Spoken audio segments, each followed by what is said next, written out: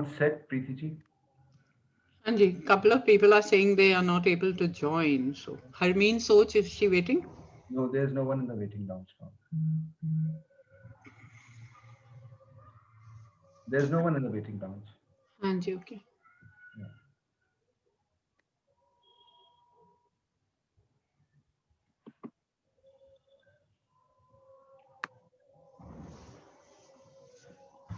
Yeah, Okay. Thank you. you're welcome. Good evening. It's the 31st of October, and on this day in 1984, the Prime Minister of India, Indira Gandhi, was assassinated by her bodyguards. And that unleashed terror, murder, mayhem on an entire community. The tornado of arson and violence that engulfed Delhi and other cities and towns across the length and breadth of this country remains indelibly marked on the psyche of the Sikhs. It refuses to go away, it refuses to be quiet, and it refuses to slide into the past. As writers and researchers and activists continue to work on this subject and continue to demand justice, the struggle goes on. It is this that we seek to mark when we speak of the anti Sikh program of 84, or when we ask ourselves, what does it take for an ordinary citizen to wake up one morning and find that you've become an outsider? You're on the wrong side of the fence. You're being suddenly vilified and targeted, even murdered. The carnage following Mrs. Gandhi's assassination was ruthless. It was well planned, with Congress leaders directing the rampaging mobs. The principal targets of the killing gangs were poor, disadvantaged Sikhs living in many resettlement colonies set up long ago by a more caring government. Upscale neighborhoods also were targeted, while the police simply vanished from the scene or even facilitated the assaults in many cases. I mean, I think everybody has a story to tell, especially if they were living in one of these cities which actually saw the violence. And I was in Delhi at the time. I was working in Connaught Place. It was my very first job. And I remember with stark intensity the silence that greeted me when I came down to take a bus home. The office had closed early and we'd been told to leave. That evening, despite all the rumors making the rounds and all those rabble rousing slogans and images that we were watching on television, my husband and I, we went out for dinner. We were going to a friend's place, a dinner that had been fixed a long time ago. We didn't expect trouble. After all, this was our city. It was our country. It is our country, isn't it? The return home taught me something I have not forgotten. It was a moment in history that brought home to me and to many others like me, who are educated, who are middle class, apolitical, irreligious, that identity is what marks you out. Your name spells out your community, your religion. That identity affects your experience and it matters in significant, extraordinary ways in our everyday lives. Our speakers this evening are Ravinder Kaur, Pav Singh, and Ishmeet Kaur. Ravinder Kaur joins us from Copenhagen, where she is Associate Professor of Modern South Asian Studies at the university. She is the author of Brand New Nation, Capitalist Dreams and Nationalist Designs in the 21st Century India. And since 1947, Partition Narratives Among the Punjabi Migrants of Delhi. Pav Singh is a journalist based in the UK. The son of Punjabi immigrants, he has been instrumental in campaigning on issues surrounding the 1984 massacres. He spent time in India researching the full extent of the program and its aftermath. His book, 1984 India's Guilty Secret, is a searing indictment of this horrific chapter in the nation's history. Ishmeet Kaur Chaudhary is an educator and writer. She teaches at the Center for English Studies at the Central University of Gujarat in Gandhinagar. Her edited volume, Black November, was published last year, and it brings together the voices of survivors and writers, poets, and activists. At a time when caste and religion and being minority are once again being targeted. Once again, they are in the news. Once again, we are looking at all these issues. Perhaps this is the time that we look at issues and questions of impunity, of nationalism, of identity, of belonging, of unbelonging. Ravinda, I'd like to hand it over to you now to please take the conversation forward with the two guests that we have with you. Thank you.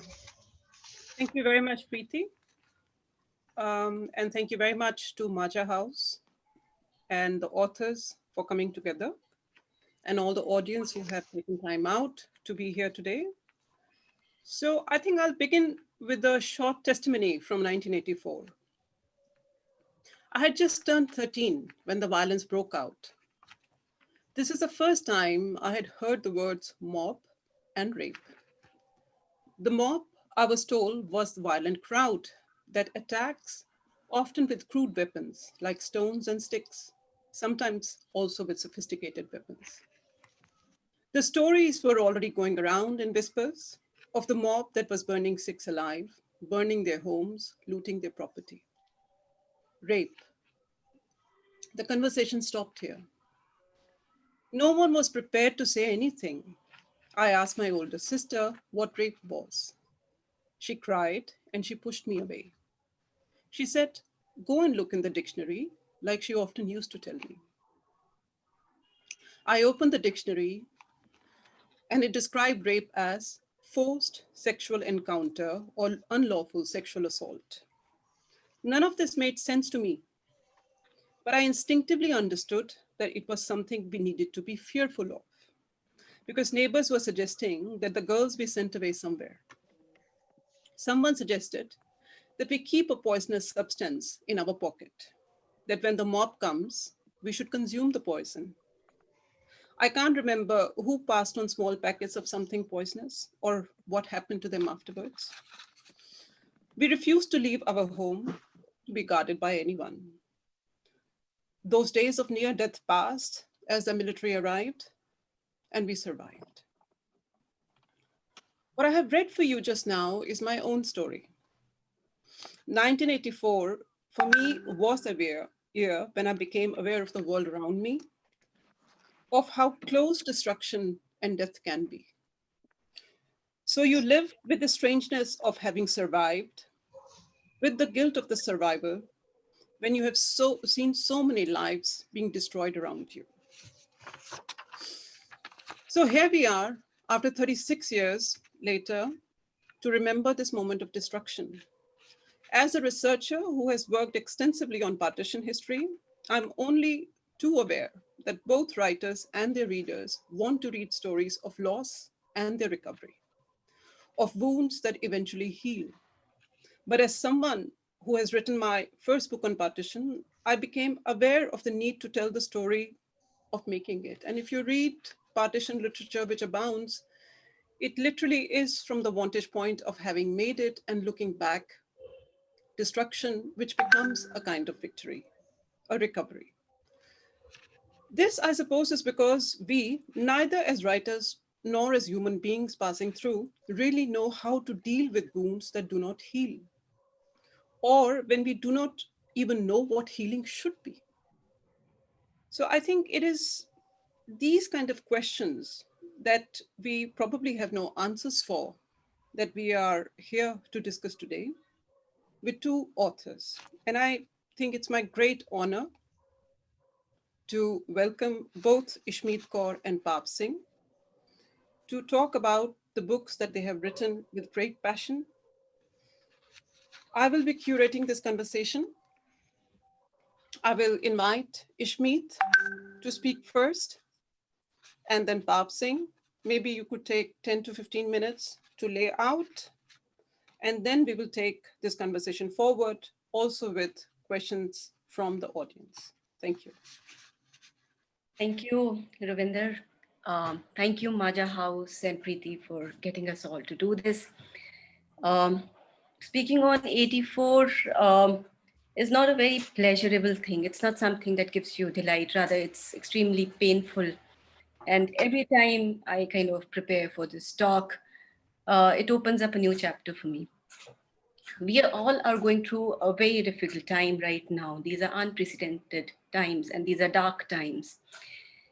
And hope is best understood in these dark times.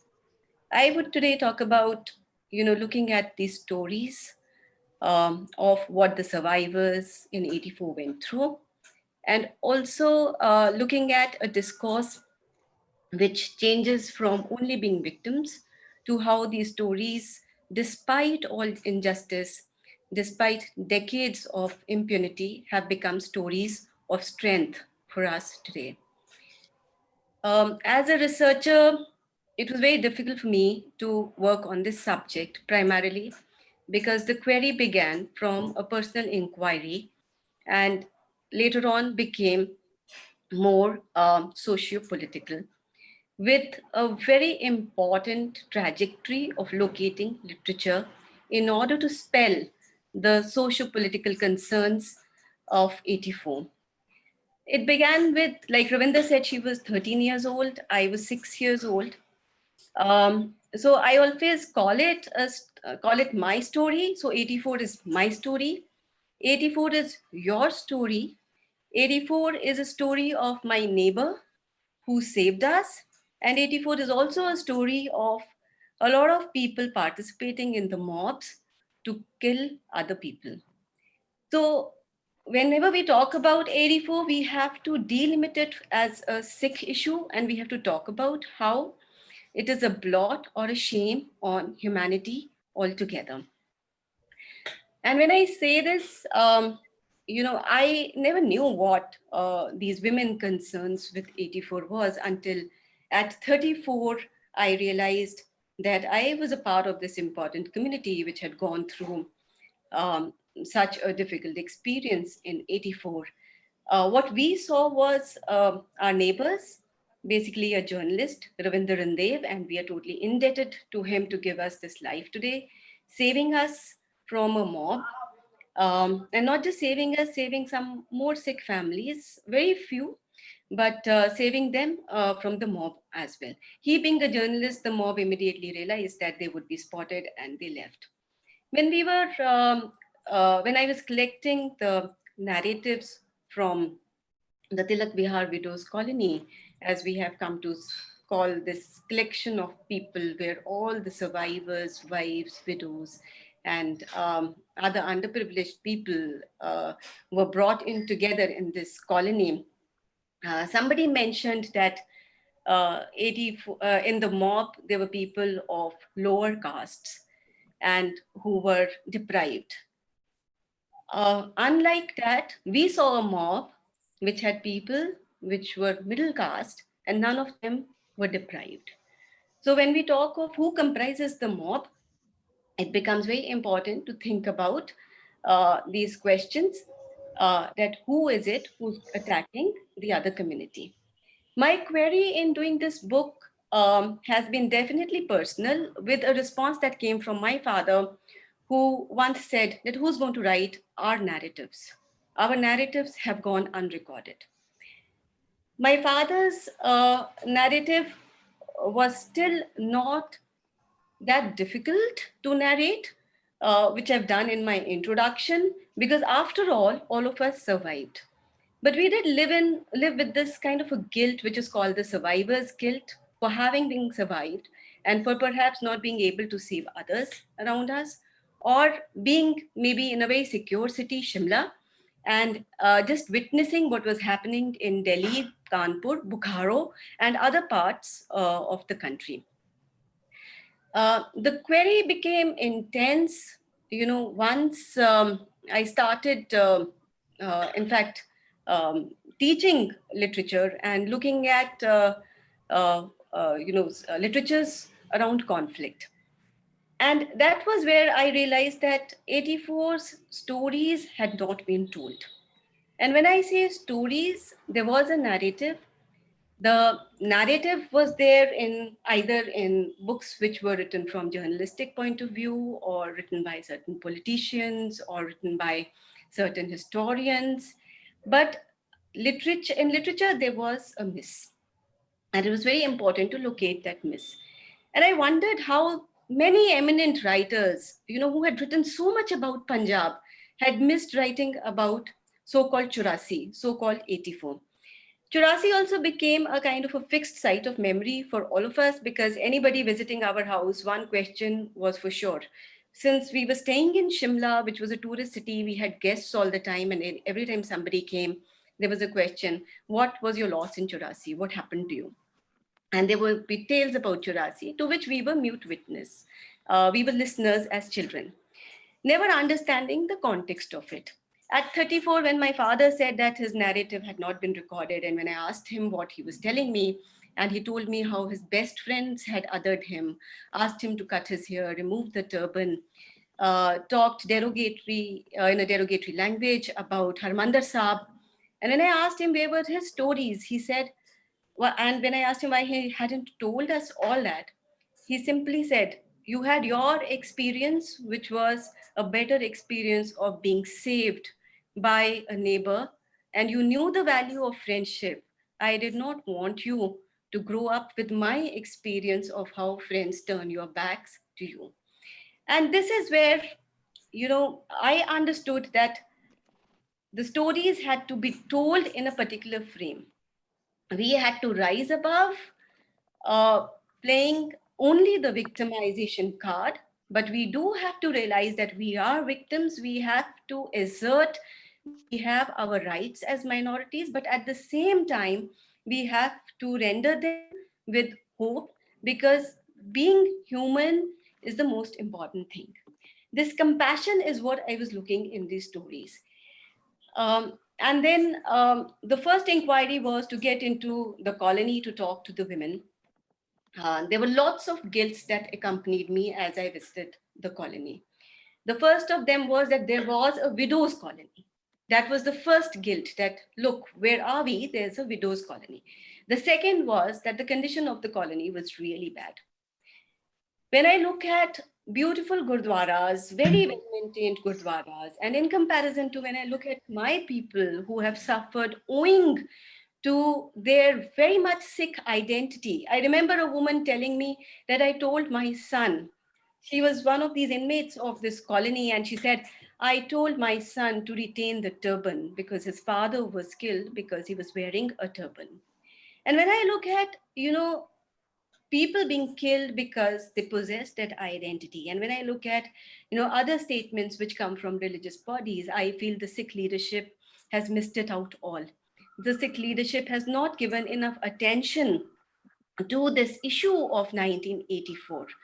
We cannot expect a lot from the government when we know that this was a state orchestrated violence. We should have known that we will not get much help. As a community, we should have risen. As a community, we should have taken care of our people who were pushed into the corners. The colony is really bad, in a bad state. It is very unhygienic. You enter a house and you just can't sit there. It smells of moisture. People have covered it with tiles, to cover the seepage. And then women had different responses. Some women who looked at us said, "No, they're again here, with their cameras and tripods. They're going to come record us and do nothing." And immediately I felt, they were being made an object of research. Whereas there were some other women who wanted to talk, who wanted to tell their stories.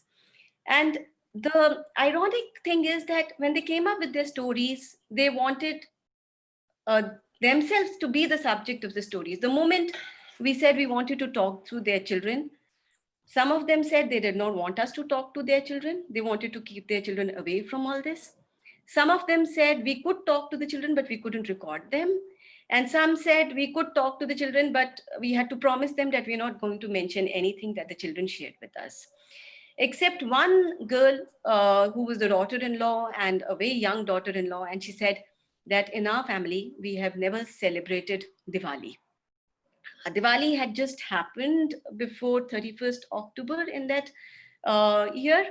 They all had celebrated Diwali, and then 84 happened. And then it was to be followed by Guru Nanak Dev Ji's Gurpurab. The family, the daughter-in-law talked about her mother-in-law, how she would get into depressions. The mother-in-law gave us an account, and we recorded that in our book. And she talked about, like she was telling us that now you've recorded her, the mother-in-law is going to get into days of depression. And the daughter-in-law was not happy that we had recorded the mother-in-law. Perhaps she had to look after her mother-in-law into what would follow after our visit.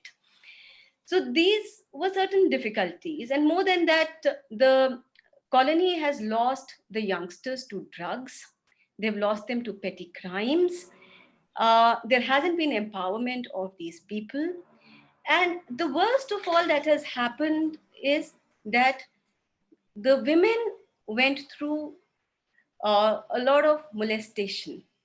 They were young, the girls were raped, and rapes continued throughout the night. The girls were taken to places nearby where they were gang raped, 15 people, 16 people on them. And Madhu Kishwar and Pratiksha Bakshi actually bring this out in detail.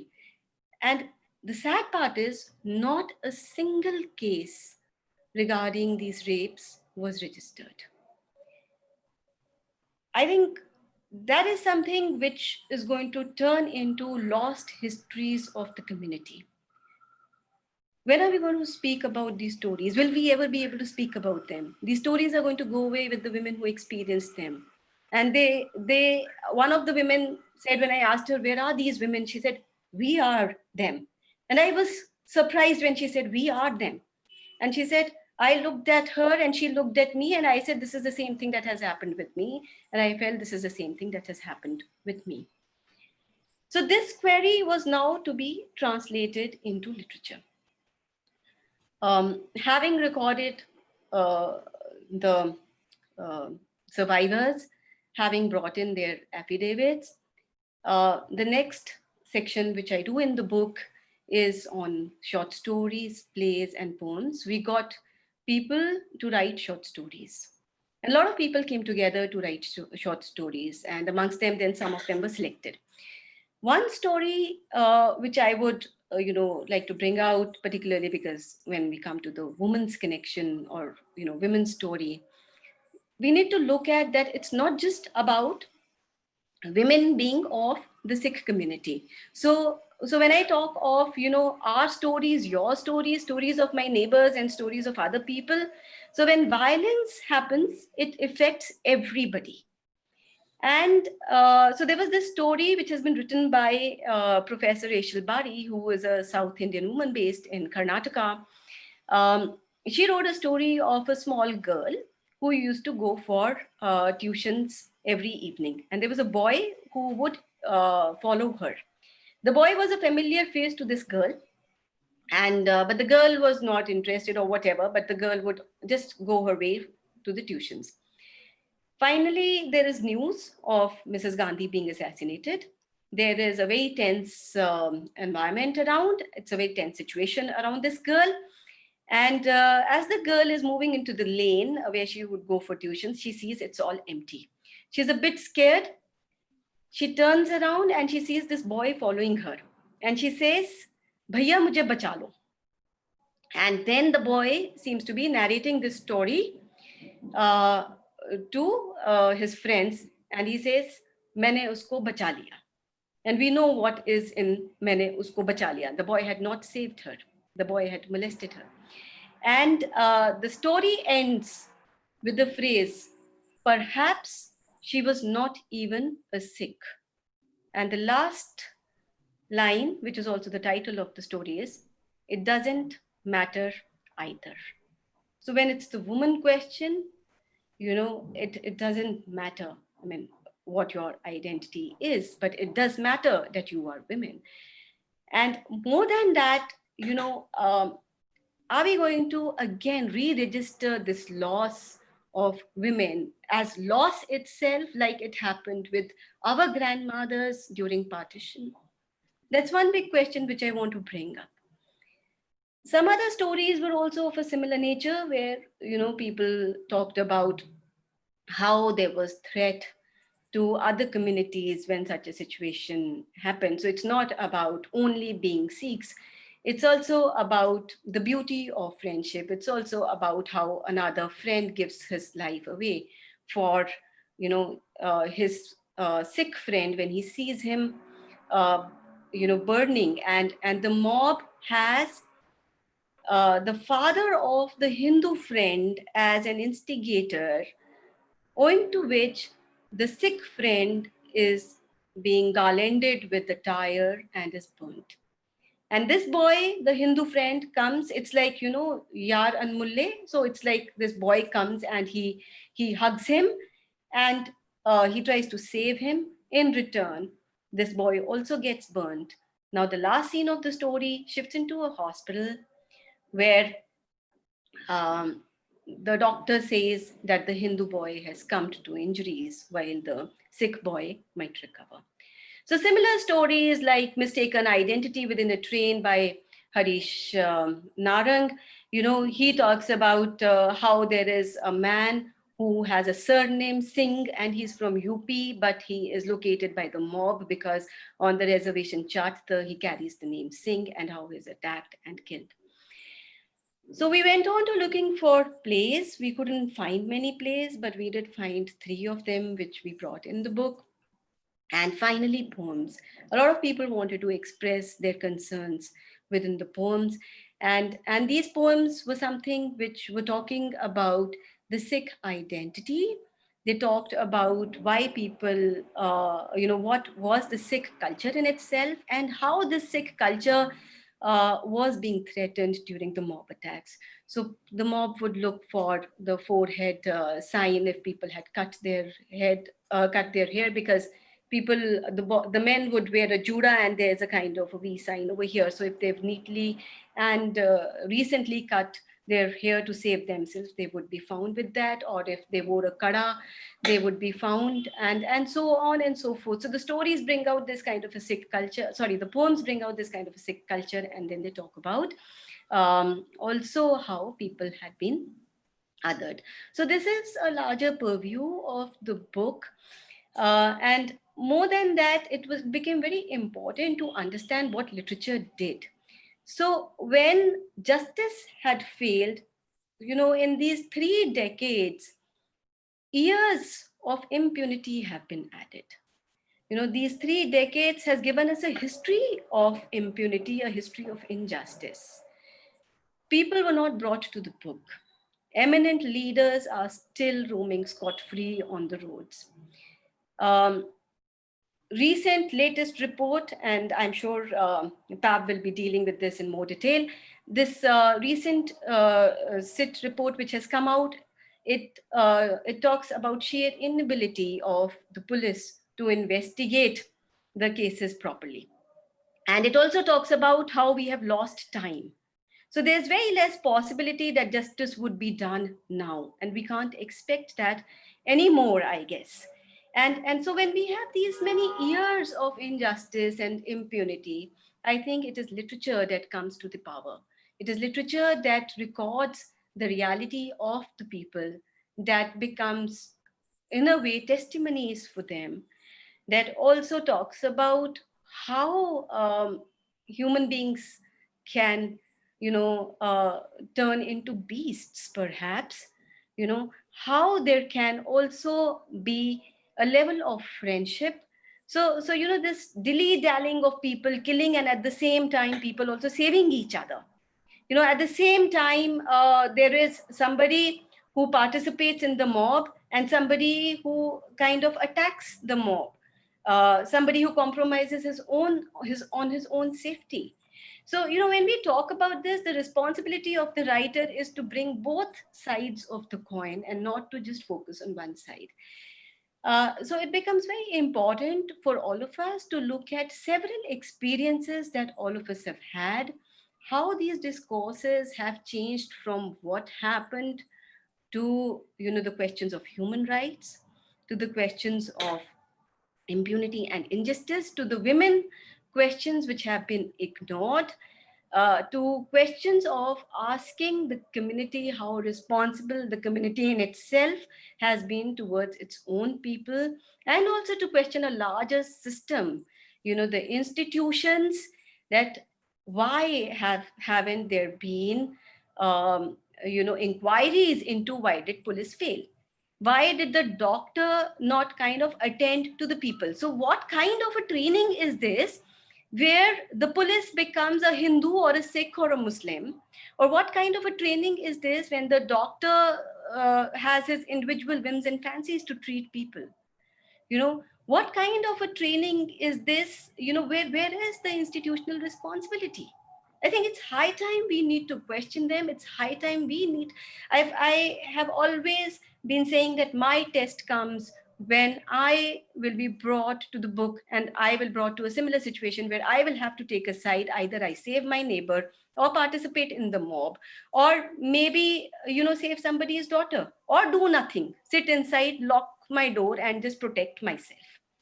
You know, so all of us as individuals will also have to take responsibilities. At the same time, you know, we all will have to question the institutional responsibilities. Thank you. Thank you so much, Ashmeet. It has raised many, many questions, which we are going to continue. I will now invite Pav Singh. Pav, Thank are you. you there? Yeah. Thank you. I'd just like to thank Majha House for inviting me. My work, 1984, India's Guilty Secret, which is being published in India by Rupa and also published in England by Kashi House, is a culmination of 2 decades of research, but also campaigning.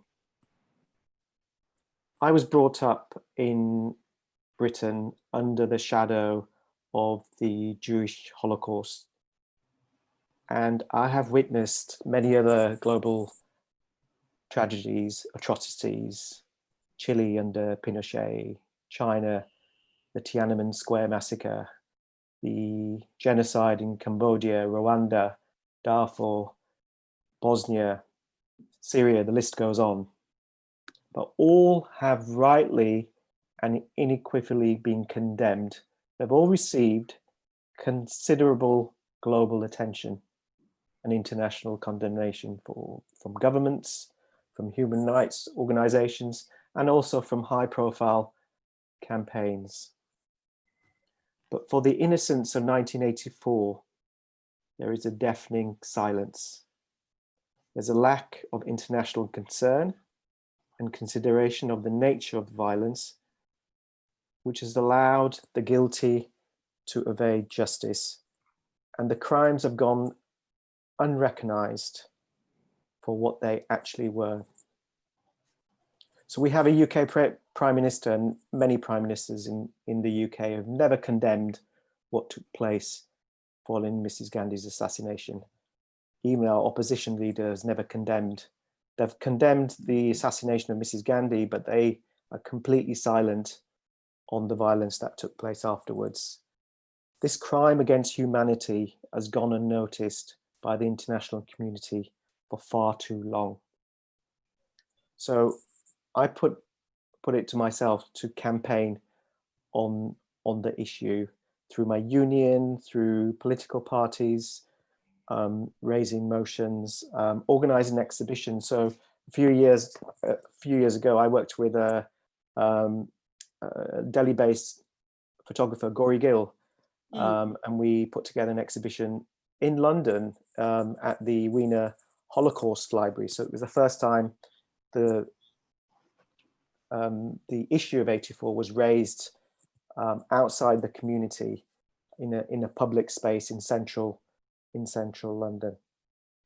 I'm just going to cover a few other points. I'm going to look at language and censorship around 84, and then I'm going to finish off with what needs to happen next.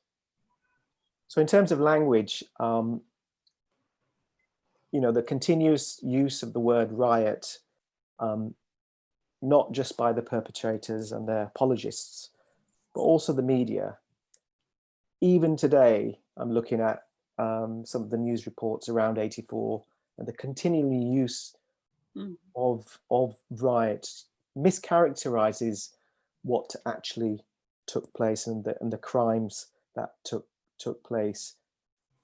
And for me, they weren't riots, they weren't disorganized, they weren't spontaneous reactions to the assassination. These were planned these were targeted, premeditated attacks, not just on men, the killing of men, but also the killing of women and young girls and the rape and sexual violence that took place as well. Now, many of these stories have never come out. Ishmeet mentioned the stories of rape. Well, the rape testimonies in the 2 official inquiries were discounted.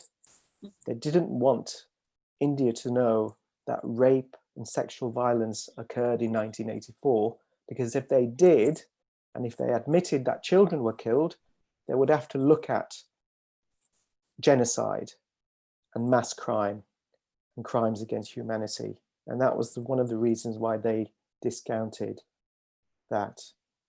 I've always been troubled with censorship as well throughout these 3 decades. So straight away after the violence, a great report was published called "Who Are the Guilty?"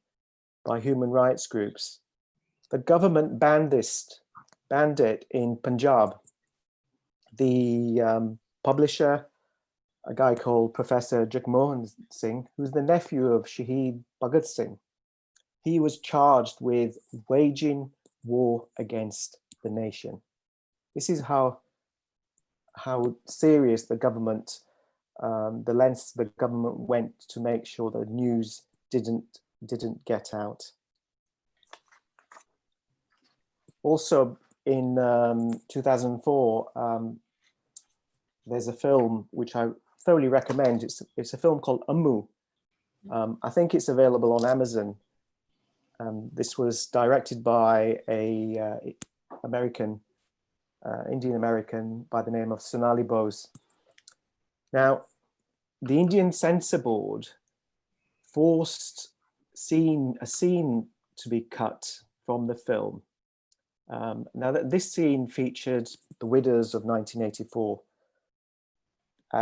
who was talking about who they felt was behind the violence of November 1984. The reason why it was forced, the cuts were made, because they had the tenacity to say the following: Sare shamil the, police, afsar, sarkar, neta, sare. They were all involved, the police, the officers, the government, the politicians, all. The censorship board rated the film as an A, an adult rating, so it couldn't be shown on Indian TV. And they also added this shocking phrase: why should young people know a history which is best buried and forgotten? In the Indian media at the time, there was justification for what took place. So there was a lead from the Hindustan Times when they talked about the Sikhs that had clawed their way to prosperity, and they had it coming to them. There's another editorial from the Times of India: the Hindu cup of patience had become full to the brim.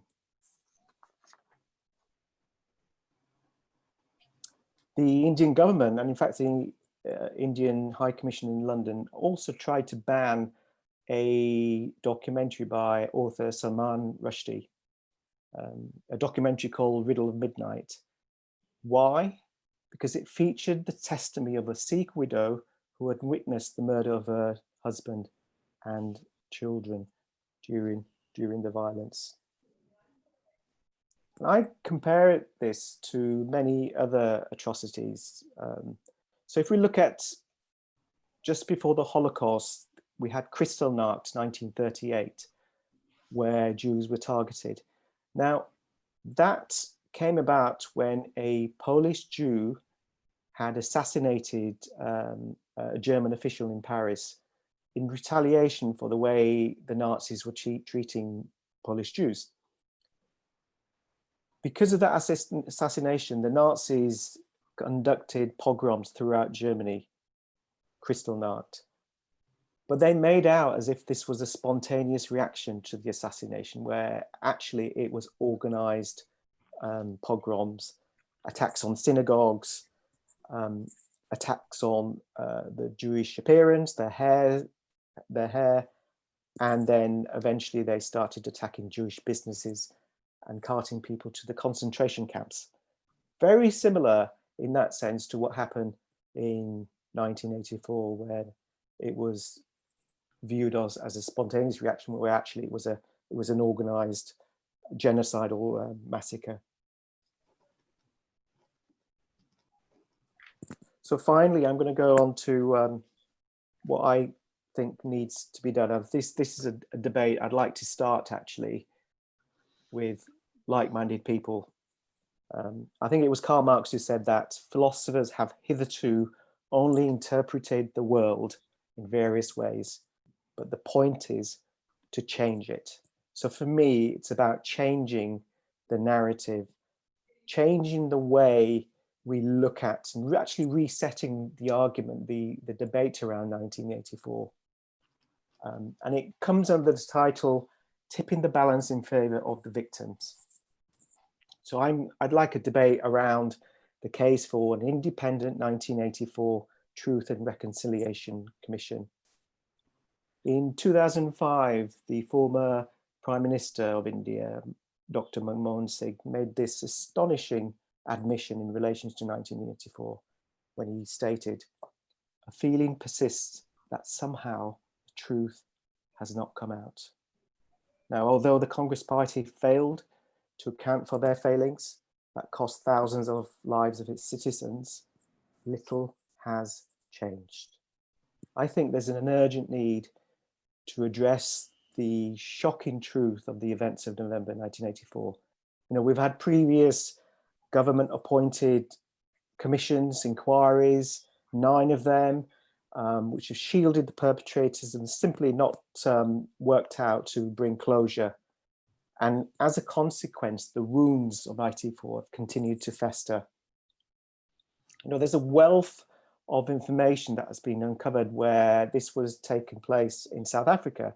So the South African Truth and Reconciliation Commission, a lot of understanding came about in terms of what happened during the years of apartheid. A lot of the secrets were uncovered. There was many amnesty applications which ultimately exposed the truth of how the apartheid government secretly were secretly behind many of the crimes and the atrocity. Many of the families were at the first time be able to find out what happened to their loved ones who had disappeared. So I think there's a good model there. This has happened in many other countries where there's been mass crimes, South America, and also in Bosnia as well. And it could cover a wide range of issues. So the build up to 1984, Operation Blue Star, I think needs to be looked at, and obviously the army action, the November genocidal massacres as well, the mechanics of what took place, many questions unanswered. You know, who ordered the white phosphorus chemical that was used to burn victims to the bone? You know, these are not readily available. People do know in administrations, in the civil service, and are quiet about a lot of the mechanisms. The role of Arun Nehru has never been looked at. Many of the crimes have gone unpunished in terms of rape, sexual violence, I've already spoken about. Also the killings of Hindus in Punjab during the whole period, I think they also deserve justice as well. We need to find out who were behind these killings and individual acts of terrorism. And also the disappearances in Punjab throughout the 80s and the 90s, where many families had their loved ones disappeared. And this is very much building on the great work of human rights martyr Jaswant Singh Kalra, who did amazing work before he was himself disappeared. I think we also need to look at remedies. So we need to identify now about what's been the impact on the survivors and also on the future generations due to state negligence. We need to identify where they're suffering in terms of housing, employment and educational prospects. We need to provide free counselling services to trauma victims, including those who witnessed the killings and the rapes. There must be top-down police reform and training in light of their failings. And also India needs to, they're signatory to the UN Convention on Genocide, but they haven't enacted the genocide and crimes against humanity in their statutory book. So they need to do that. And only until they've done that we can start, identifying crimes of genocide and crimes against humanity and properly prosecute those in the future. So in conclusion, I think a future independent 1984 truth and justice reconciliation, the only way it's going to be successful, first of all, it needs to be independent. It needs to have public participation. It needs to be a grassroots campaign. Ultimately, it must be led by the survivors' representatives and scoped by them. It may not happen in this administration. I doubt if India would allow this to happen. But I do look forward to a future Indian administration which hopefully will herald a period of transparency and accountability. And I also hope that the Congress Party would finally open their books and open up to these terrible crimes that took place on their watch. Thank you. Thank you so much, both Pav and Ishmeet. I think your talks have, of course, raised many important questions, which we will be discussing. And of course, to the audience, please, you're welcome to put in your questions in the chat. I'll begin by asking, first to Pav and then to Ishmeet to take forward this conversation. I think, Pav, I want you to, even though you are looking at the international perspective, I want to bring you back into Indian politics, because 1984 is a deeply politically divisive arena of memory making. So it is very different, for example, say from partition history writing, where there is some sort of consensus, like everyone sort of agrees that something horrible happened, right? So it is not deeply contested anymore. But 1984 is a contested arena. And the contestation primarily comes from, number one, that there is a competitive politics which happens between Congress and BJP. And repeatedly, and you have rightly pointed out that language is of tremendous importance. Today itself, this day, I was reading articles, you can clearly see that people, when they say 1984 riots, where they are getting at. Or when they call 84 pogrom, then they're also referring to a particular kind of positioning. So there is this competitiveness where we are told that our violence was less insidious than your violence, or vice versa, right? And the usual competition is between 1984 versus 2002. So what I'm saying is that the stories we have heard both of you telling, the paradox of these stories is that it's not like that they're unknown. We know them. These testimonies actually have been in the public domain forever. The report that you showed us, Pav, that report actually came out almost immediately. I read it at the age of 13, as much as I could or understand. Testimonies which have been painfully collected, which are FIRs, they are in the public domain, right? So the question, the paradox that I want you to reflect is, so what is it that makes people overlook? You see, what I'm trying to say is, like, it's not like that people don't know that all this has happened. And this includes sexual violence, actually. More and more people recognize that the latest scholarship also tells us that, yes, women are especially targeted. The story that I myself told you, that the first thing I heard as a 13-year-old girl was, kill yourself when the mob comes for you, right? So the thing is, it's all there, but it's nevertheless overlooked. So what are we going to do with that kind of thing? And the number two thing, of course, is that repeatedly we are told, oh God, but why don't you move on? You need to move on from this. And then, of course, then you see 2020 Delhi, it all unfolds once again, right? So I just wanted you to reflect, like, do you have any thoughts about that? Of something which is in the public domain, but nevertheless continues to be overlooked.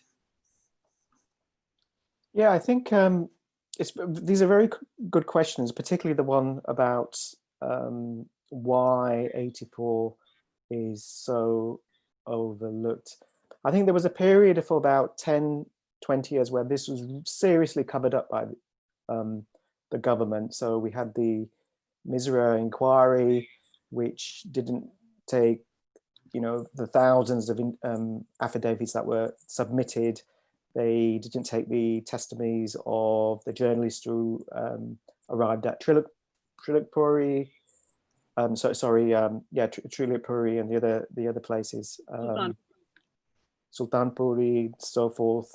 There was a real genuine cover up by Misra, who then went on to become a Congress MP. So it was farcical, and even the Nanavati Commission was very vague. Talked about probable Congress was involved, and again, this view that we should always we should move on.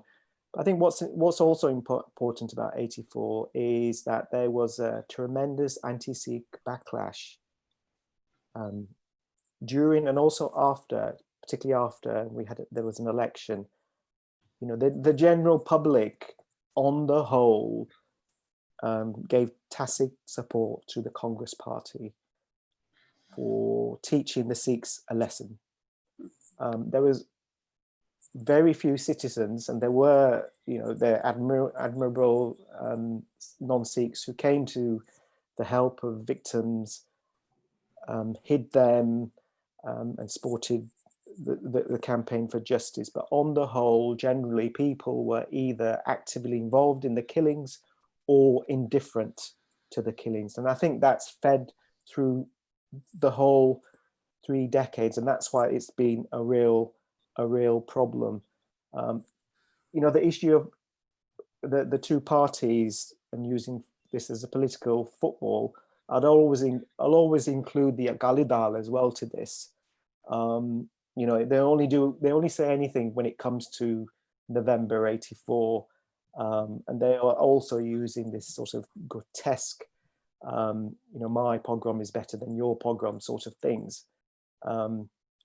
It is quite, I compare it to where we are in England, where, the politics isn't as dirty as it is in India. In India, if you've got money, if you're powerful, you will get away with mass murder. And that's the reality of India. And India, for me, the Indian people should start fighting back against this and really challenge this, and start thinking about what kind of India do they want. The idea of India, an India that's for everyone, that's the India that's lost. It needs to be reclaimed. We need to reclaim India, the idea that it's enshrined in the Constitution. There's a deep issue there in terms of what is India, and it's the people who needs to change this. Thank you so much, Praf. Ishmeet, I want, your talk has raised another question for me, which I thought is worth bringing up. You spoke about the colony, the widow colony, which actually is just a few kilometers away from where my home is in Delhi. And this colony you described as a place which is also sort of hiding, like it is dirty, it is unkempt, it is full of problems. It's a place which really needs a little bit of care, right?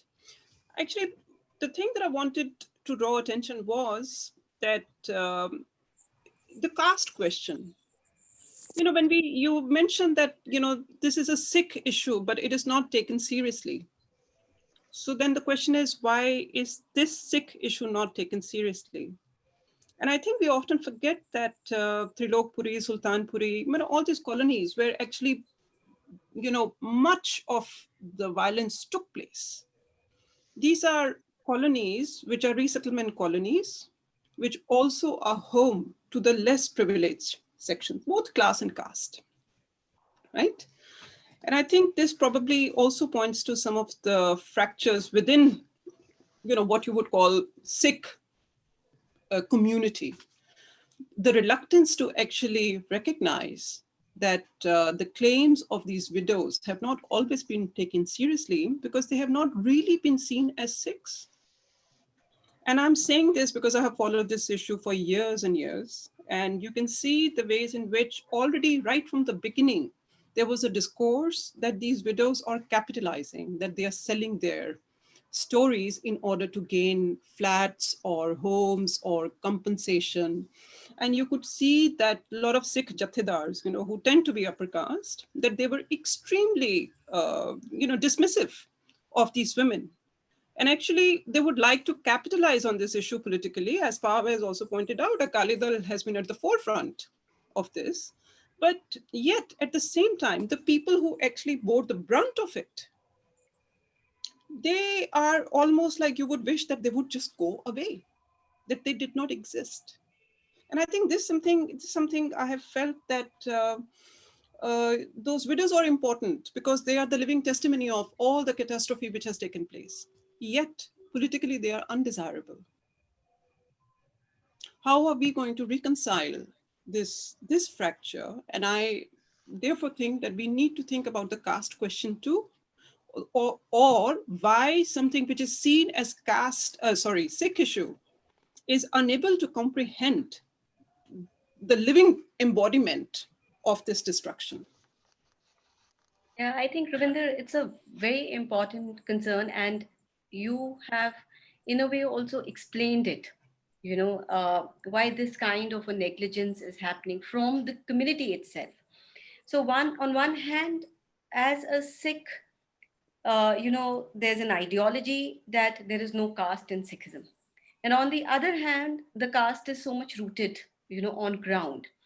And rightly said, a lot of these women were from, the lower caste. A lot of Labanas have been here. And so a couple of things like, the leadership did visit them and does visit them, but the leadership has also kind of turned them into ground for charity. So when it comes to distributing blankets, when it comes to, asking them to vote, even for gurdwaras and for, other civil bodies, that is the time when people remember them. And one and so we ourselves have turned them into charity ground. What they need is not charity, they need empowerment. Number one is this. Number two is um, what you rightly said, that people feel that they are capitalizing, they sell their stories. We need to go back to these questions, that why do they need to sell their stories, and are they really selling their stories? Because personally, when I was researching on them, I faced a lot of resistance. I did not even have an entry into their colony until I found somebody, who was, who was the middleman who took us in and introduced us to these women. Some of them did ask for money, but not the time when we recorded them, but later on when we became friends and they talked to us about, what they were going through. So the very idea, they're actually in a bad shape. They've not got psychological help. Their children went into depressions. Their children are not employed. These women were given petty jobs like peon or water carriers in schools. And, so the whole day they were away. They had children. They had, 4 children, 5 children. Where were they to settle them, to marry them away, or to, empower them in whatever ways, even basic minimum respectful employment? How would they get them? I remember this one of the very young girls telling me times and again, Ki, Didi, I have a cousin who's disabled. Can you do something for her? Can you please get her a job? Any job would do. So what's basically, so when we say that on their little demand of asking money, who doesn't do that? I've also worked on Aborigines of Australia.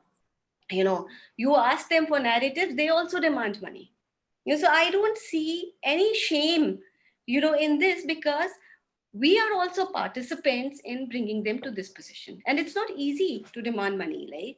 So if people are like discarding them, with this way factor that okay, they are capitalizing on their narratives and they're selling them, and so I don't think it is justified. We need to understand that they're really needy, so they're looking for I remember one, there was a ganna shop, ganna wala, and that it was a couple who was narrating their story to us, and he said, and I do, yeah, if it's about capitalizing, I want to bring in this in my book.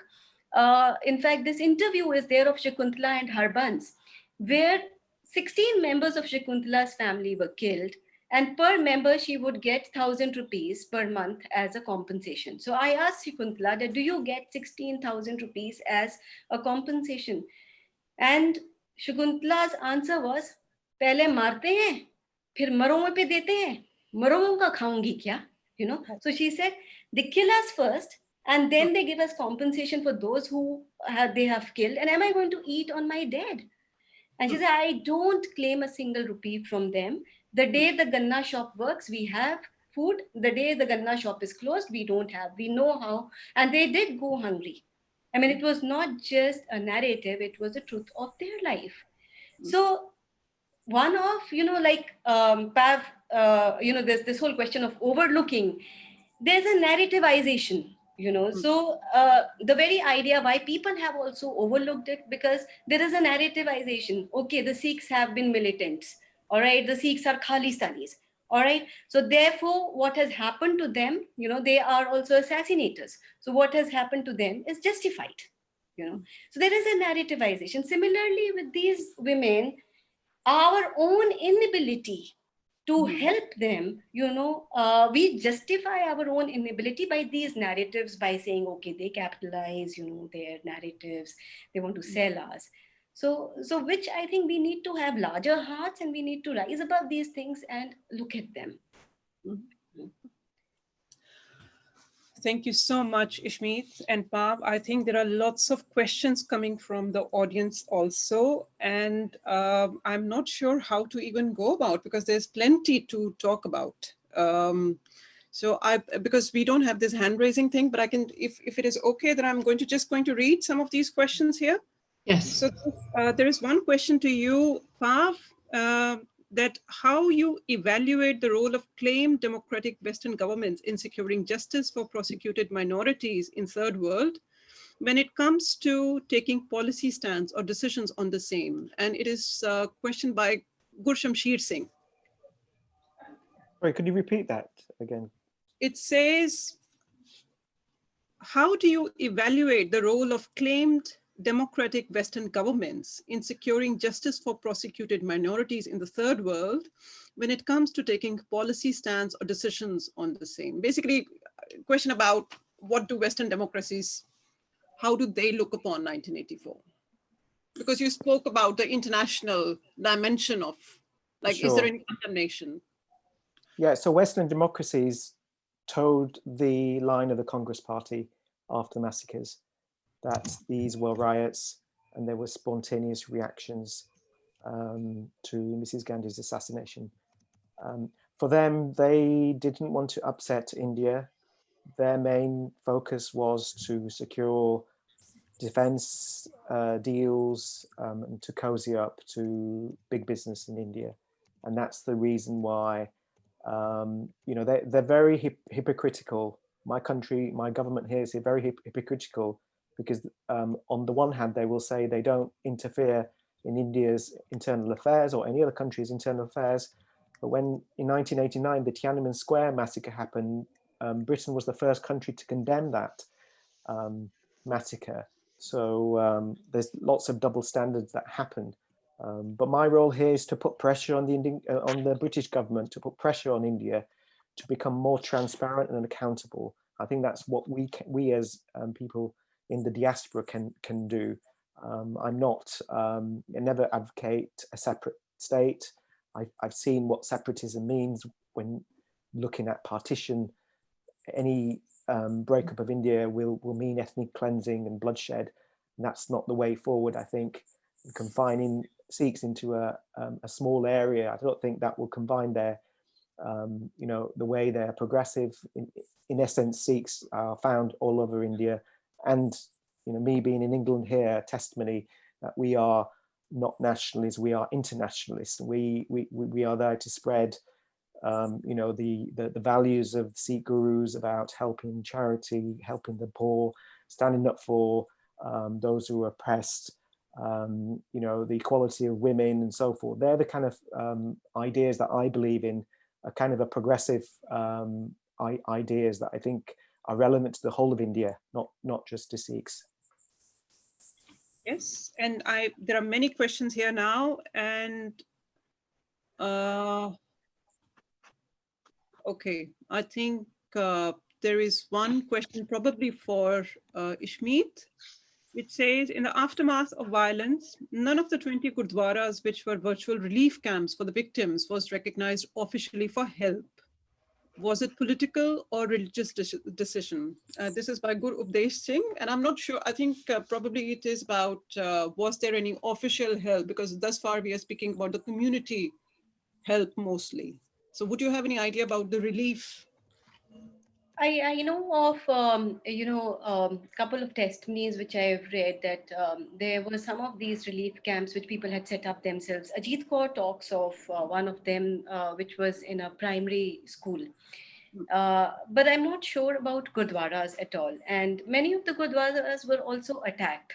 So I'm not sure, I mean, I've not come across anywhere where Gurdwaras were open up for people or not. So I think, yeah, that's an opening point for me as well, where, I mean, it's a very good question. I mean, I never thought about it. So I think, thank you for bringing it up. I think I need to look into it, like what were the Gurdwaras doing at that particular time. And some of them I know, particularly where there were lots of attacks. So a lot of Gurdwaras were completely dismantled.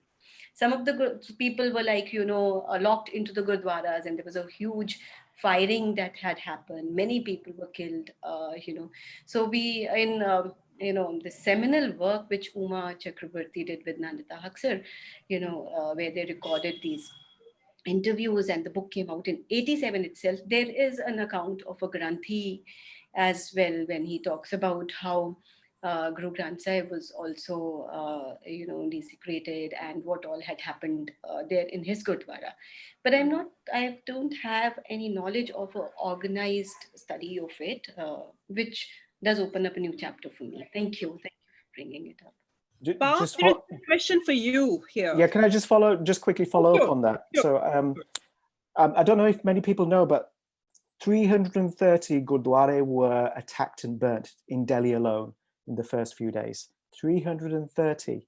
But the ones who did survive did provide relief. There's also an organization called the Nagrik Ekta Manch, the Unity Forum, and they were citizens who were helping in the camps. Thousands of camps, unofficial camps, sprung up.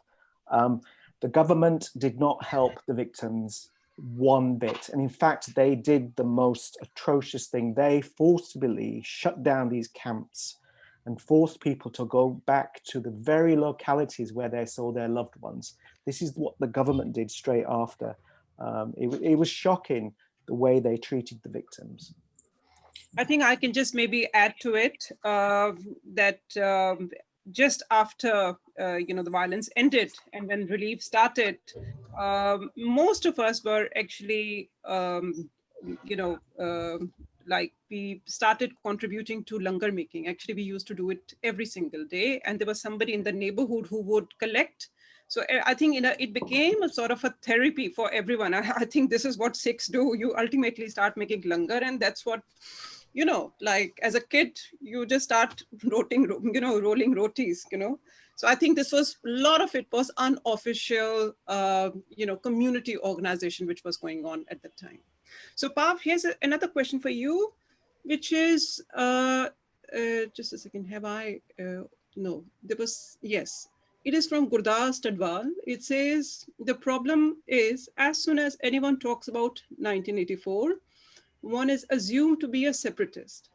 Does this not hinder more people raising awareness in the UK or anywhere else for that matter?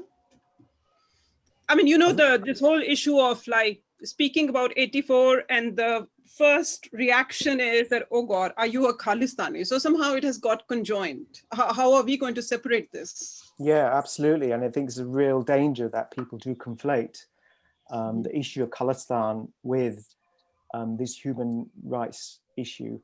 I've always campaigned to separate those two separate issues. You know, there's many people in the diaspora who do support Khalistan. You know, that's a reality. But I think there's two ways of looking at this. First of all, the whole issue of Khalistan. I mean, if justice had been delivered on time, there would be no one supporting Khalistan.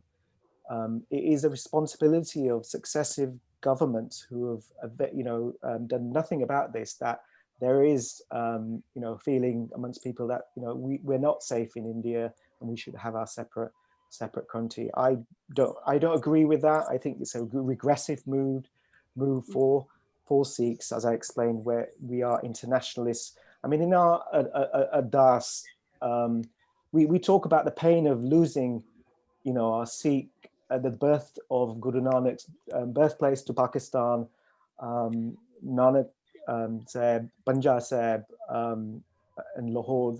You know, we lost those, and we talk about those. I don't want to be in a position where we're also saying that about Patna Sahib and you know, Hazur Sahib, and many other places in India. You know, India Sikhs have done so much in terms of the freedom struggle and defending India. Why should they leave India now? You know, they should fight for a better India, a secular India. That's the way I frame this. You know, we've got to focus on the victims, the survivors, and what needs to be done now, moving forward, and change the language, the narrative, and have this debate to then eventually get closure for the victims. And I think this is a very important message, or, you know, something to think about, that it is important to look at this human tragedy which has taken place, and it is not to be conflated with a completely different goal, or to be capitalized in a way which is actually more harmful than useful.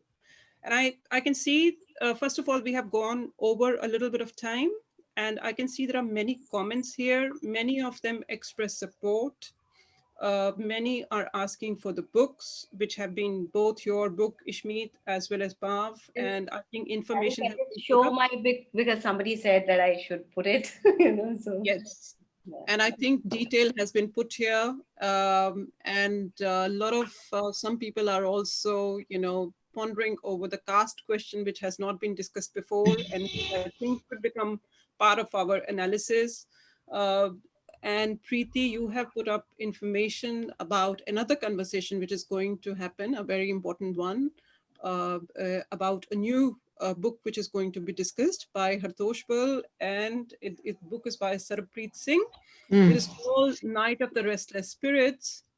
Yes.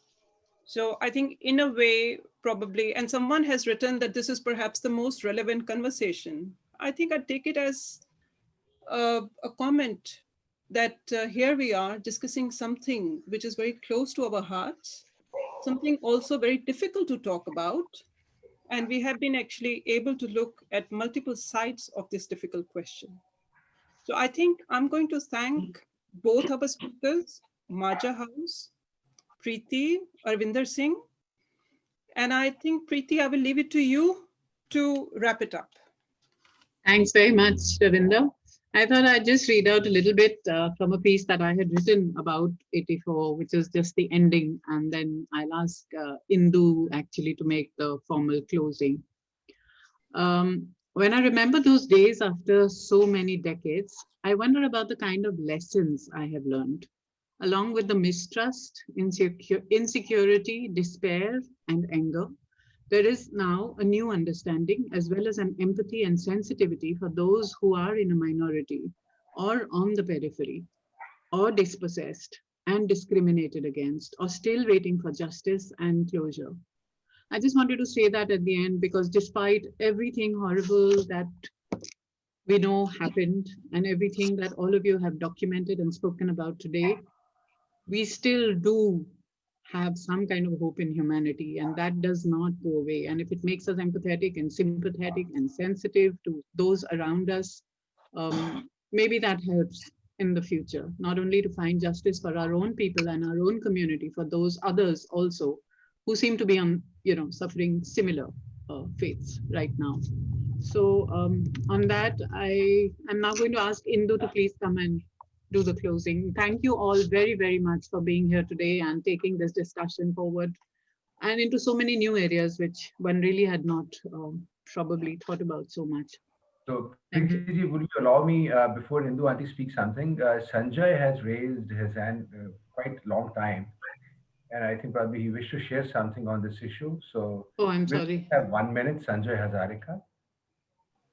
Yeah, actually, I covered the riots for the New York Times at the time, and I was outside the All India Institute when Mrs. Gandhi's death was announced, and the riots began right outside there. And I remember driving with my colleague Ravi Vellur, who was then with Asia Week, through the streets of Delhi, and we were seeing smoke. You know, the city was covered like it is now with smog, but it was smoke. And he says, "City's on fire." I said, "I hope it's not," and it was. And I went to Trilokpuri. I went to all these places. I went to the camps. Um, and it was, of course, a very difficult experience for all of us. Um, but what I do remember are two or three things, and I'll do them very quickly. One is that the langars were functional in the large gurdwaras in near Bangla Sahib, near the Gol Dak Khana, in Chandni Chowk. These were functioning and they were working, and people were there and they would be fed and sheltered, and some sustenance was given. The second thing I wanted to tell you was, I went in the railway station, the old Delhi railway station, and all of us have read Train from Pakistan. I mean, for me to see bodies, there were not many bodies, but there were some bodies on those trains. That one train that I saw was not it was a difficult experience. I mean, I'd covered the Assam riots the previous year, so I'd seen in one place 1,800 bodies. So this was, I'm pretty inured to that. I covered the Golden Temple, the storming of the temple. But I will say that we must also understand, and I don't know, since Bob, I haven't read your book, nor have I read Ishmeet's book. I know that the government collapsed. The Prime Minister's office stopped functioning. There was no effective government at the time. And the person who was running the Prime Minister's office was not a secretary or joint secretary, it was a director. His name is Wajahat Habibullah. And he says very candidly, in fact, he's got a book out now, but in that about Rajiv Gandhi and so on. But in a previous discussion, he said that the government of India ceased to exist for those few days. And there was, bloodletting and all that. It's only when the enormity of the thing came to, because everybody is seeing to the funeral. They're not looking at these other issues. And that's part of the story. The last thing I wanted to share with you is something that I haven't talked to. Preeti knows about it. I don't think many others do. Is that when I was going to my office, the New York Times office was in Janpath. It's still on Janpath. And I was driving there on the first morning. And I saw the rioting had started. The second morning, this rioting was in a big way. And there was a small police party there. And I happened to walk up towards Jantar Mantar, and there's a small market there. Ishmeet, you may know it. It's a small market which is run by Sikh traders, and there's a small part shop. And I saw that there was an ambassador which has stopped. It's a classic, like a Gothic novel. You know, there's a ambassador which has stopped at a distance, people who are taking petrol out. There's a bus which is going by, which has been hijacked, which, you know, the DTC services were being used by rioters. And people got off the thing, they were with crowbars and sticks and all that. And I realized that something bad was going to happen. So I went back to the police party and I said, look, there is something which is bad which may happen. I would urge you to go there as a citizen. I think you should intervene. They were reluctant, and one of the constables I still remember to this day, because this is something that journalists have to face nowadays. ये तो पत्रकार है, बकवास कर रहे हैं. So many journalists also do bakwas nowadays, whether it's in the west or the east or north or south. So I told the SI, I said, you go there, you take 100 feet. That's all I'm asking you to do. Then you know what you have to do. So he did that. He took a team with him. The rioters ran away. I think that whole community was probably saved. I have never been back there. But there are many stories like this which are not told.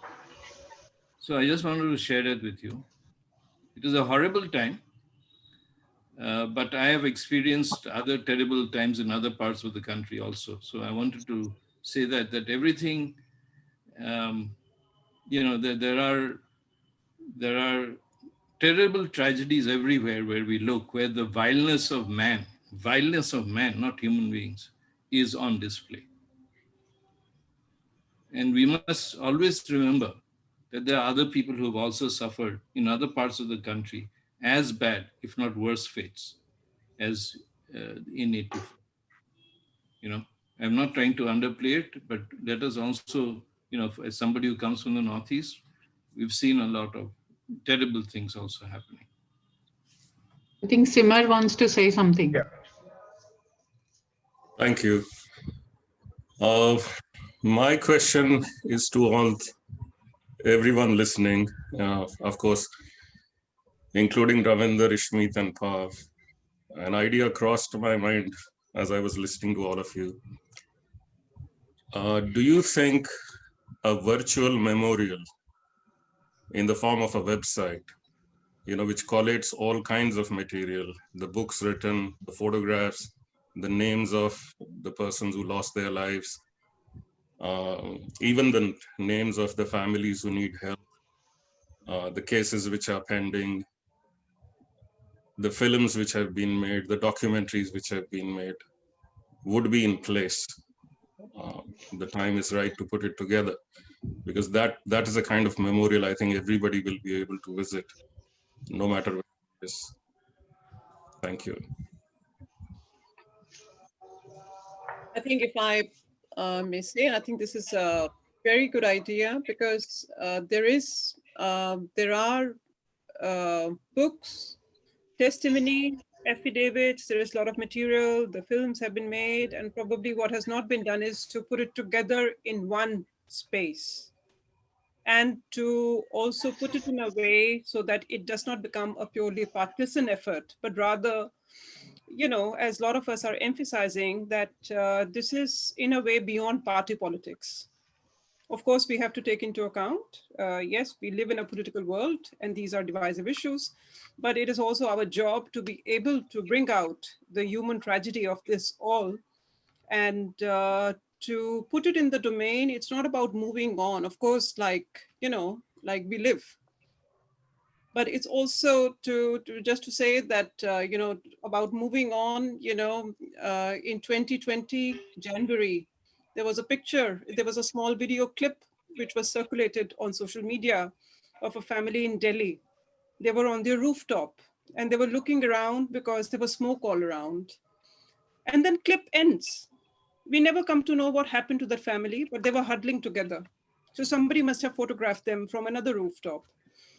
Looking at that photo, I just remembered my own self, that once we were on the rooftop, just like that, looking at Delhi burning, smoke all around, and then calculating when will this smoke reach us. So of course it did not reach and we survived, but I think this is also something which should motivate everyone who has been close to being destroyed to be able to speak about it, not just as Sanjay Hazarika. I completely agree. It's not like it is something unique, because human violence is pretty well known, but I think it should also be something motivating to be able to do something about it. And I have to say that I always get pleasantly surprised and motivated, because I see a lot of people who have been victims of 1984. They have also been extremely forthcoming in helping others in similar times. Yeah, I like to concur with that. Very good question, Simon. I think not just a virtual memorial, but also a public memorial. I mean, today there is no memorial in Delhi. There is one in the Gurdwara, but not in a public space. It seems as if, India doesn't like anything to be remembered. They'd like everything to be forgotten. There's Jallianwala Bagh Memorial. There is precedence there, but there is an urgent need for a public memorial in Delhi of what took place in 1984. I think that's a brilliant suggestion. And somehow, like I have been emphasizing that we as a community have feel it should have been here by now, like the virtual memorial should have already been here by now. But if I'm not being too utopian or too idealistic, I feel the right place for the memorial to be, and a physical memorial is, Gurdwara. I think they call it Shaheed Ganj, if I'm not wrong. This is right in the widows' colony, where they have a small room where they've put in a lot of photographs, of all those who were killed. I feel having a memorial there, and if people of the community are listening to me, please consider my idea that having a memorial there will give people some employment. They are the ones who will be able to cherish it, look after it, and that is the place where they can bring in a change through that memorial. That will be true kind of an empowerment for their people. They will get their own space where they'll be able to at least respect those um, in a more systemized, organized way, and that will be of true value if they can have it there. If I may just add one small thing, that as someone who is from Delhi, and my heart still lives in Delhi, and I follow all these things very close, even though I have not written any book or anything. I've written newspaper articles about this, but I just wanted to say that yes, it is tremendously important that we make memorials, but I think it will be equally important if we can somehow push Shri Mani Gurdwara Prabandhak Committee to actually part with some of the money which they use a lot to decorating Gurdwaras, into actually, what Ishmeet has told us, the condition in the colony, in the widow colony, to actually improve the condition of people who live there. And I think it's something which is so badly required. But I have to, so I'm not a big fan of, putting yet another layer of gold on Gurdwaras. If we can actually, improve the lives of people, that's what I hope that some of our collective thinking can help into. And I think I'm all for memorials, but equally important that we actually do something for the people. I actually have a request. I can see Sarabjot Dahel is here. I want to ask if he'd like to read out the poem he just sent yesterday on 84. And then we will close. I'm sorry, we're just delaying.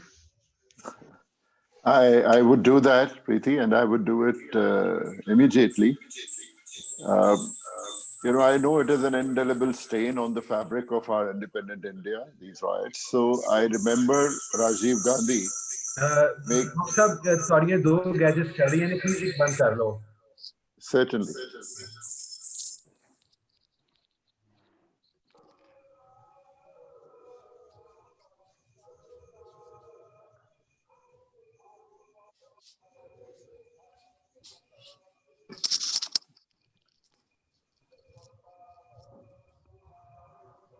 Sorry. So Rajiv Gandhi made this statement, जब कोई बड़ा पेड़ गिरता है तो धरती थोड़ा सा हिलती है. That is how he justified that when a big tree falls, then the earth gets shaken a bit.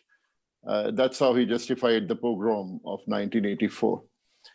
So it goes like this. Jad koi vada rukh digda hai. This is the title of the poem. 36 ਵਰੇ ਹੋਏ ਕਿਸੇ ਕਿਆ ਜਦ ਕੋਈ ਵੱਡਾ ਰੁੱਖ ਡਿੱਗਦਾ ਹੈ ਤਾਂ ਧਰਤੀ ਥੋੜੀ ਹਿਲਦੀ ਹੈ. ਇਹ ਓਨਾ ਹੀ ਸੱਚ ਹੈ ਜਿੰਨਾ ਕੁ ਕਿ ਜਦੋਂ ਕਿਸੇ ਵੱਡੇ ਰੁੱਖ ਦੀਆਂ ਜੜ੍ਹਾਂ ਕਿਸੇ ਦੇ ਘਰ ਦੀਆਂ ਨੀਹਾਂ 'ਚ ਤਰੇੜਾਂ ਪਾਉਂਦੀਆਂ ਨੇ, ਕੰਧਾਂ ਨੂੰ ਢਾਹ ਲਾਉਂਦੀਆਂ ਨੇ, ਤਾਂ ਉਸ ਘਰ ਦੇ ਢਹਿਣ ਨਾਲ ਵੀ ਧਰਤੀ ਥੋੜਾ ਹਿਲਦੀ ਹੈ. 36 ਵਰੇ ਹੋਏ ਕਿਸੇ ਕਿਹਾ ਜਦ ਕੋਈ ਵੱਡਾ ਰੁੱਖ ਡਿੱਗਦਾ ਹੈ ਤਾਂ ਧਰਤੀ ਥੋੜੀ ਹਿਲਦੀ ਹੈ. ਬੜੇ ਬੜੇ ਰੁੱਖ ਡਿੱਗਦੇ ਵੇਖੇ ਪਰ ਧਰਤੀ ਹਿਲਦੀ ਕਦੇ ਨਾ ਦੇਖੀ. 72 ਵਰੇ ਹੋਏ 72 ਵਰੇ ਹੋਏ ਇਸੇ ਧਰਤ ਦੇ ਵਿਹੜੇ ਵਿੱਚ ਗੌਂਡਸੇ ਦੇ ਗੰਡਾਸੇ ਨਾਲ ਇੱਕ ਬੋਹੜ ਢੇਰੀ ਹੋਇਆ ਸੀ. ਉਸ ਤੋਂ ਵੱਡਾ ਰੁੱਖ ਨਾ ਕੋਈ, ਪਰ ਧਰਤੀ ਤਾਂ ਰੱਤਾ ਨਾ ਹਿੱਲੀ. 36 ਵਰੇ ਹੋਏ ਕਿਸੇ ਕਿਹਾ ਜਦ ਕੋਈ ਵੱਡਾ ਰੁੱਖ ਡਿੱਗਦਾ ਹੈ ਤਾਂ ਧਰਤੀ ਥੋੜੀ ਹਿਲਦੀ ਹੈ ਕਿ ਇੱਕ ਰੁੱਖ ਦੇ ਡਿੱਗਣ ਤੇ ਸਾਰੇ ਬਾਗ ਚੋਂ ਸਰੂ ਦੇ ਬੂਟੇ ਚੁਣ ਚੁਣ ਕੇ ਵੱਢੇ ਜਾਂਦੇ ਨੇ, ਸਾੜੇ ਬਾਲੇ ਝੰਬੇ ਜਾਂਦੇ ਨੇ, ਜੜ ਤੋਂ ਪੁੱਟੇ ਜਾਂਦੇ ਨੇ, ਹੋ ਤੀਲਾ ਤੀਲਾ ਪੱਤਾ ਪੱਤਾ ਖਿੰਡਰ ਪੁੰਡਰ ਜਾਂਦੇ ਨੇ. 36 ਵਰੇ ਹੋਏ ਕਿਸੇ ਕਿਹਾ ਜਦ ਕੋਈ ਵੱਡਾ ਰੁੱਖ ਡਿੱਗਦਾ ਹੈ ਤਾਂ ਧਰਤੀ ਥੋੜੀ ਹਿਲਦੀ ਹੈ. ਵੱਡੇ ਰੁੱਖ ਨੂੰ ਵੱਢਣ ਵਾਲੇ ਕੱਦ ਦੇ ਸੂਤੇ ਸੂਲੀ ਚਾੜੇ, ਸਰੂ ਦੇ ਬੂਟੇ ਪੁੱਟਣ ਵਾਲੇ ਹੱਥੀ ਫੜ ਕੇ ਖੁੰਡ ਕੁਹਾੜੇ, ਨਿਸ਼ੰਗ ਫਿਰਨ ਉਹ ਬਾਗ ਵਿਚਾਲੇ. ਨਿਆਂ ਦੀ ਮੂਰਤ ਹੋਈ ਪੱਥਰ ਖੜੀ ਹਿਲਾ ਕੇ ਖੋਪੇ ਕਾਲੇ. ਨਿਆਂ ਦੀ ਮੂਰਤ ਹੋਈ ਪੱਥਰ ਖੜੀ ਹਿਲਾ ਕੇ ਖੋਪੇ ਕਾਲੇ. 36 ਵਰੇ ਹੋਏ ਕਿਸੇ ਕਿਹਾ ਜਦ ਕੋਈ ਵੱਡਾ ਰੁੱਖ ਡਿੱਗਦਾ ਹੈ ਤਾਂ ਧਰਤੀ ਥੋੜੀ ਹਿਲਦੀ ਹੈ. ਸ਼ੁਕਰੀਆ. Thank Very you. nice. Thank you. Indu. Yeah. Good Thank evening, all of you. Good evening. And thank you so much, Ravinder Kaur, Ishmeet Kaur, and Pav Singh. I think this is something which is spine chilling. And we all have to talk it out. You know, the more we talk about it, the more we get balmed. And the healing touch we have to give to those who suffered. And I think by sessions like these, you know, we speak out our thoughts, our ideas, our views, and we can always come to a consensus, you know, to make a memorial like near the Trilokpuri area where the Shaheed Ganj Gurdwara is. So I think these kind of sessions are going to balm our, you know, the torture that we have, the people who have had, they've gone through such torture. And this is a spine-chilling, you know, experience. But tell me, after 7 decades of independence, are we still minorities, Sikh, Hindu, Muslim, whatever? We are still considered minorities. Why aren't we considered Indians? And all Indians fought for independence. And today also the same thing is being repeated. 84, 2002, and many, many more, like Sanjay said, you know, Northeast and all that. This is continuing. Where are we going to stop it? We need to talk over it. And of course, our, you know, Sikh leadership has missed it all and failed us. And I think these kind of sessions are going to, you know, open up our hearts, our wounds, and cure us all. And let's all work together to it, and, you know, make sure that we make a memorial. You know, you all are in a position in Delhi, and make sure there's a memorial where, you know, these people who suffered, they get employment, and to some extent, you know, they'll be satisfied also. Their souls will be satisfied after all the hardships they bore. And I think this was a wonderful session. Thank you so much, Preeti Gill. Thank you, Majha House. And see you all tomorrow. Thank you. Bye-bye. Bye-bye. Good night, everybody. Thank you very much. Thank you.